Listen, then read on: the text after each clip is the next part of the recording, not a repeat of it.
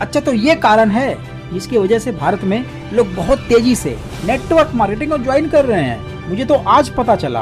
अब तो 100% लग रहा है कि कुछ करना ही पड़ेगा। हाँ, ये कर लो पहले। एक तो पहले से नौकरियां नहीं थी। मैं पढ़ा लिखा हूँ, 25 साल की एज है, लेकिन नौकरी नहीं है। फैसला जो भी हो मंजूर होना चाहिए, जंग हो या इश्क हो, भरपूर होना चाहिए। अब ये भारत का युवा आखिर नेटवर्क मार्केटिंग ज्वाइन क्यों न करे, डायरेक्ट सेलिंग कंपनियों में क्यों न जाए, ई कॉमर्स प्लेटफॉर्म पर काम क्यों न करे? क्योंकि हमारे भारत का सिस्टम, करप्शन, भ्रष्टाचारी ये कभी भी खत्म होने वाला नहीं है और इसका सीधा असर पड़ता है भारत के युवा पर। एक तो आप मुझे बता दो, रोजगार है ही नहीं देश में, क्योंकि सेंटर और स्टेट की मिला के ना 2 करोड़ नौकरियां, सरकारी नौकरियों की बात कर रहा हूँ मैं, केवल 2 करोड़ नौकरियां हैं, उसमें मारामारी है। बात क्या है कि 200 कुत्ते हैं, 1 रोटी का टुकड़ा है, खाना एक कोई है, कंपटीशन इतना ज्यादा है, ऊपर से जो है उनको बेचा जा रहा है। पहले क्या था, इनडायरेक्टली तरीके से बेचा जाता था, अब डायरेक्टली बेचा जा रहा है। क्यों बेचा जा रहा है? लेटरल एंट्री आई, आपको पता होगा। जो यूपीएससी के थ्रू जो जाता है ना, मेहनत करके 10 पोस्ट थी पिछले साल, अब उनको इंक्रीज कर दिया, 30 कर दिए। समझो अपने आप ही पढ़ाई लिखाई किताब खत्म होगी ना, किताब को खत्म होगी। जब यूपीएससी आप पढ़ोगे तो मेहनत होती 1 साल होगी, जब जाके कोई क्लियर करता है मुश्किल से 700-800 पोस्ट निकलती थी। अब उनको लिटरली बैकडोर है ना, वो जो सरकारों के पिट्ठू होते हैं ना, किचन के नियर एंड डियर्स होते हैं, उनको सेलेक्ट करेंगे। वो ट्रांसपेरेंसी नाम के कोई चीज होती नहीं, सबको पता है। पहले क्या सेटिंग करके होता था, रुपए दे के बेच के नौकरियों को, अब ऐसे कर रहे हैं। दूसरी बात, आप एसएससी की बात कर लो, एसएससी का आंदोलन हुआ था 2-3 साल पहले, आपको सबको पता है। सीजीएल जो एसएससी कंडक्टर आधा एग्जाम होता है, अच्छी नौकरी होती है, 2018 में पेपर हुआ, आज तक रिजल्ट नहीं आया है। तो ये कहना भारतीय है, मिनिमम गवर्नमेंट मैक्सिमम गवर्नेंस खत्म किया जा रहा है, पढ़ाई लिखाई एजुकेशन को, समझ रहे हो ना। और ऊपर से कंपनियां आएंगी। प्राइवेटाइजेशन क्या है? अब जैसे लॉकडाउन हुआ, 8 करोड़ माइग्रेंट लेबर अपने घर गए। इन पूंजीपतियों घर फैक्ट्री में काम करते थे, इन्होंने अगर एक भी पैसा दिया हो तो, किराए का पैसा दिया हो तो, सारी उम्र तो इन्होंने पैसा कमाया उन श्रमिकों की वजह से। जब उनकी दुख की घड़ी आई तो वो हट गए।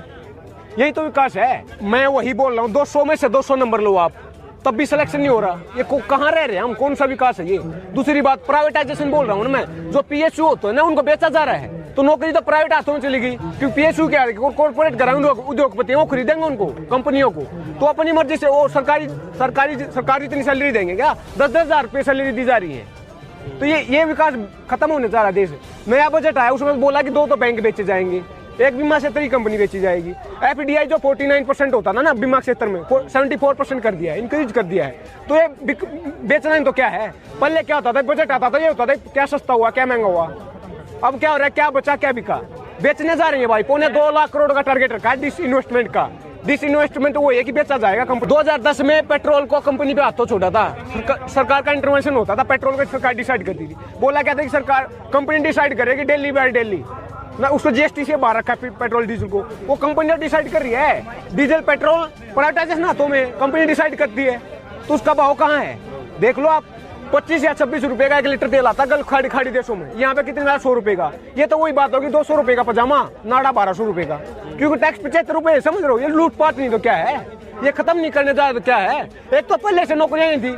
मैं पढ़ा लिखा हूँ, 25 साल की एज है, लेकिन नौकरी नहीं है। समझ रहे हो ना बात को? तो एक तो पहले नौकरियां थी, उनको खत्म किया जा रहा है। बोला ना बैकडोर से लेके आएंगे, लेटरल एंट्री बेचा भी जा रहा है, सबको पता है। ऊपर से प्राइवेटाइजेशन कर रहे हैं, अपने आप ही खत्म होगी पढ़ाई लिखाई किताब। और जो डिसेंट यूज करेगा, जो पढ़ा लिखा होगा, उसको जेल में डाल देंगे। समझ रहे हो ना? फैसला जो भी हो मंजूर होना चाहिए, जंग हो या इश्क हो, भरपूर होना चाहिए। अब ये भरपूर लड़ाई होगी।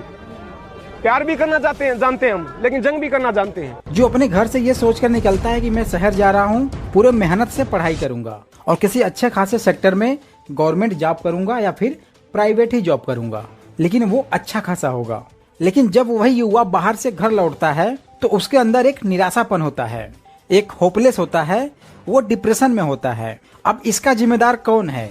वो युवा खुद या भारत की सरकार? हमारे भारत का सिस्टम ऐसा है और जिसके लिए एक एलिजिबिलिटी और क्राइटेरिया भी होता है, लेकिन एमपी, एमएलए, सीएम, पीएम के लिए कोई भी एलिजिबिलिटी क्राइटेरिया नहीं है। मैं मानता हूं कि आप नेटवर्क मार्केटिंग नहीं करना चाहते हो, कभी भी नहीं करना चाहते हो। आप तो रह लोगे, लेकिन आपके घर वाले कैसे रह पाएंगे? आप उनका पालन पोषण कहां से कर पाओगे? मैं आपको कई बार बोल चुका हूं, प्राइवेट सेक्टर अब लेना बंद कर दिए हैं। गवर्नमेंट का हाल आपको पता है। आप करोगे तो करोगे क्या दोस्त?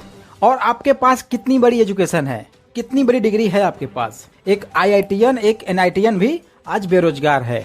अब इससे बड़ी डिग्री क्या हो सकती है। MTech, BTech, PhD, MPhil, इन सबसे बड़ी डिग्री क्या हो सकती है। लेकिन अगर आपकी डिग्री इससे कम है, कोई भी दाल गलने वाला नहीं है, क्योंकि आपके ऊपर जो है वो जाके पूरा कर लेंगे। लेकिन आज समस्या ये है कि वो भी बेरोजगार हैं और बस इसीलिए जरूरी है कुछ बड़ा करना, कुछ अलग करना। क्या फर्क पड़ता है अगर गवर्नमेंट जॉब नहीं मिलेगा तो, पैसे कमाने दैट्स इट। बट हाँ, अच्छा काम करेंगे, लीगल और सही तरीके से। कोई भी काम इनलीगल नहीं होगा, देश के खिलाफ नहीं होगा, किसी के विरोध में नहीं होगा और किसी के साथ नहीं होगा। जो भी होगा एथिकल होगा, सही होगा, जैसे कि और बाकी लोग करके आगे निकल रहे हैं, अपने लाइफ को, कैरियर को, अपने फ्यूचर को सबसे अच्छा मोमेंटम दे रहे हैं। उम्मीद करता हूँ दोस्तों कि आपको ये वीडियो बहुत अच्छा लगा होगा, बहुत कुछ चीजें सीखने को मिली होंगी। वीडियो अच्छा लगा हो अपनी टीम के साथ, रिलेटिव के साथ, फ्रेंड के साथ, प्रोस्पेक्ट के साथ जरूर शेयर करें, क्योंकि इस वीडियो के बाद ना आपकी ज्वाइनिंग में, आपके बिजनेस में 4 चांद लग जाएंगे। फिर मिलते किसी ऐसे इंटरेस्टिंग वीडियो के साथ, तब तक के लिए thanks for watching, wish you all the best.